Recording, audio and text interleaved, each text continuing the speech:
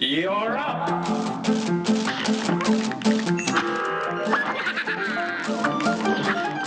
Since its reveal, Cuphead from studio MDHR has been one of Microsoft's standout titles thanks to its fantastic art style and wonderful animation. It's a run-and-gun shooter with challenging gameplay and tight control. Though it slips in a few areas, its strength lies in its imaginative boss encounters. Cuphead's story revolves around two brothers, Cuphead and Mugman.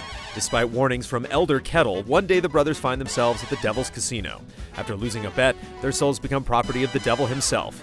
Hearing their pleas, he agrees to spare them, but only if they can collect the souls of some runaway debtors. The most noticeable and unique aspect of Cuphead is its art style. Taking inspiration from 1930s animation like the early works of Disney and Fleischer Studios, Cuphead captures the spirit of these cartoons marvelously. Each and every character feels meticulously crafted thanks to their charming designs and traditionally hand-drawn animations. Environments are wonderful watercolor playgrounds full of bright colors, varied backgrounds, and intricate detail. There's also a grainy filter placed over everything that helps capture the feel of early film. Cuphead's levels come in two forms. There are more traditional platforming stages and boss stages, which offer far more depth and challenge. Bosses are larger-than-life spectacles full of personality. They range from frogs dancing in a crowded nightclub to a candy baroness with a legion of tasty treats. Each boss fight also consists of multiple phases where the boss completely changes up its attacks.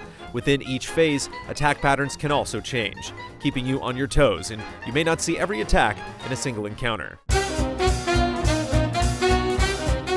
The platforming stages aren't as impressive overall, but there are some interesting spots like the funhouse, where the player transitions from the ground to the ceiling.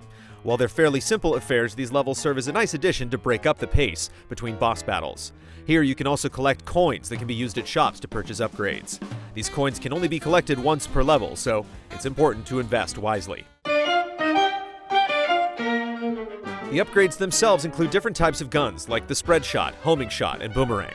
There are also passive enhancements to purchase, like an extra heart at the cost of less damage, and a smoke bomb that lets you pass through objects when dashing. You can only have 2 weapons, 1 special, and 1 charm equipped at a time. On its own, this limitation isn't really a problem since it allows for customization in different builds. However, each time you want to change loadouts, you have to exit to the world map, which can be a pain on Xbox One due to the lengthy load times. Included with each gun is a unique secondary attack that can be unleashed after building up a special meter. This meter builds as you land hits or perform parries. You can execute parries by jumping towards pink projectiles and pressing the jump button again to bounce off of them. As long as it's pink, you can parry it, whether it's a worm, a ball of candy, or even a bee's stinger. There are also super arts that can only be used when your meter is completely full. These super attacks are often powerful, but once your special meter is full, you can't switch between them and your other secondary attacks. It's unfortunate since there are some situations when a secondary attack is simply more useful than a super. Cuphead prominently features a co-op mode where another player can join as Mugman.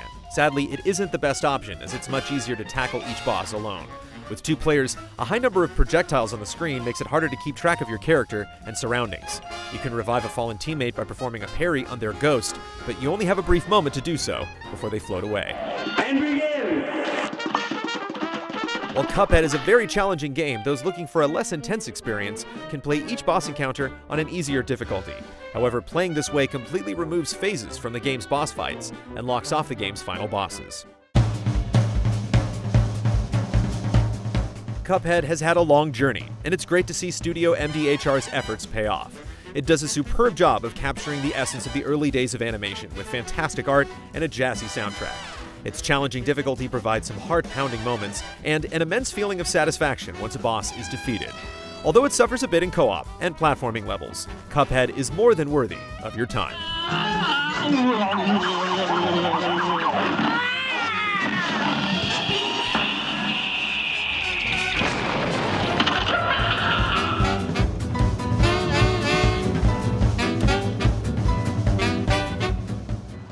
Easy Allies reviews are made possible by generous viewers just like you. If you like what you see, check out patreon.com/easyallies to see our other videos. And consider becoming a patron to help us make more.